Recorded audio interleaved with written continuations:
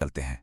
एक कहानी चार अनोखे दोस्तों की, और इस बारे में कि जब सब साथ मिलके काम करते हैं ना, तो क्या कमाल हो सकता है। अच्छा, तो सबसे पहले एक सवाल। क्या आपको लगता है कि सिर्फ चार दोस्त मिलकर एक पूरे के पूरे जंगल को बचा सकते हैं? यही सवाल असल में हमारी इस पूरी कहानी की जड़ है। तो हमारी कहानी शुरू होती है एक बहुत ही खूबसूरत जगह से, सुंदरवन। सोचिए, एक हरा भरा जंगल, एकदम खुशहाल, जहां हर तरफ जिंदगी चहक रही थी और सारे जानवर बड़े प्यार से मिलजुल कर रहते थे। अब मिलते हैं हमारे पहले हीरो से। ये है शेरू, शेर। इस ग्रुप का आप कह सकते हैं कि दिलेर प्रोटेक्टर। मतलब जब भी दोस्तों पर कोई मुसीबत आए, ये सबसे आगे खड़ा मिलता था। और फिर आता है गज्जू, हाथी। इसके पास थी जबरदस्त ताकत। मतलब रास्ते में कोई भी अड़चन आ जाए, पेड़ हो या पत्थर, गज्जू के लिए उसे हटाना कोई बड़ी बात नहीं थी। और यहाँ है चिंटू, बंदर, एकदम फुर्तीला। इसका काम था पेड़ों पर चढ़कर ऊपर से देखना कि आगे का रास्ता कैसा है, कहाँ जाना है। मतलब टीम का गाइड। और आखिर में ये है मिट्ठू, खरगोश। देखिए, भले ही ये छोटा था, पर दिमाग इसका बहुत तेज था। पूरी टीम की रणनीति यही बनाता था, एकदम वाइज स्ट्रैटेजिस्ट। सब कुछ बढ़िया चल रहा था, लेकिन फिर इस शांति और खुशी पर अचानक एक बहुत बड़ा संकट आ गया। हुआ ये कि सुंदरवन में एक बहुत ही भयानक सूखा पड़ा। नदियां सूख गईं, तालाबों का पानी गायब हो गया, और पूरे जंगल में ना एक डर और मायूसी का माहौल बन गया।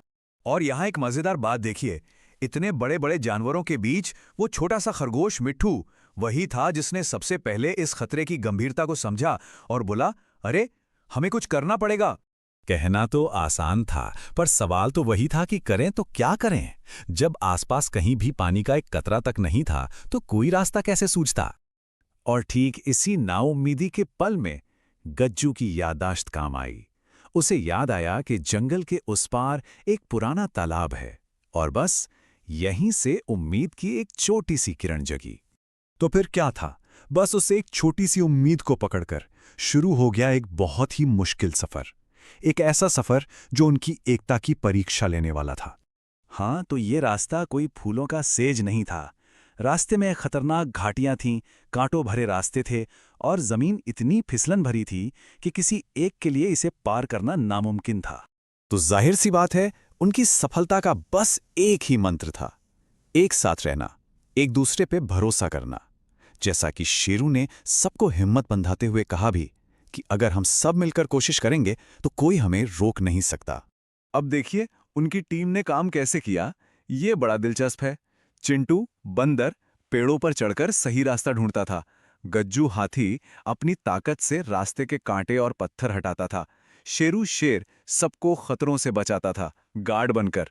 और मिट्ठू, खरगोश, अपने तेज दिमाग से सही सलाह देता था।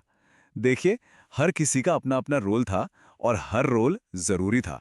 और फिर इतनी मेहनत, इतनी मुश्किलों के बाद आखिरकार उनकी ये मिलीजुली कोशिश रंग लाई, और वो अपनी मंजिल के करीब पहुंच गए। और लीजिए, वो पहुंच गए, उनका मिशन पूरा हुआ। और वहां पहुंचकर उन्हें जो दिखा, वो सच में उनकी हिम्मत और उनकी एकता का फल था। तालाब, और हां, उसमें पानी अब भी था। भले ही थोड़ा था, पर इतना काफी था कि वो खुद को और अपने पूरे जंगल को बचा सकते थे। तो हुआ ये कि पहले तो उन चारों दोस्तों ने अपनी प्यास बुझाई। फिर उन्होंने फौरन जाके जंगल के बाकी जानवरों को भी बुला लिया। देखते ही देखते पूरा जंगल बच गया, और उन चारों की दोस्ती सुंदरवन में हमेशा के लिए एक मिसाल बन गई। तो इतनी जबरदस्त कहानी हिम्मत और दोस्ती की, इससे हमें सीखने को क्या मिलता है, इसका असली सार क्या है। ये कहानी हमें सामूहिक एकता का मतलब समझाती है। यानी जब लोग एक साथ मिलकर एक टीम बनकर काम करते हैं, तो क्या कुछ हासिल किया जा सकता है। यही तो था उनकी जीत का सबसे बड़ा राज। और इस पूरी बात को अगर एक लाइन में कहना हो तो वो ये है कि सच्ची दोस्ती और मिलकर काम करने से दुनिया की हर मुश्किल आसान हो जाती है। और अंत में ये कहानी हमें एक बड़े सवाल के साथ छोड़ जाती है। जरा सोचिए, किसी भी ग्रुप की असली ताकत किस में होती है? किसी एक अकेले की जबरदस्त शक्ति में, या फिर सबकी एकजुटता में,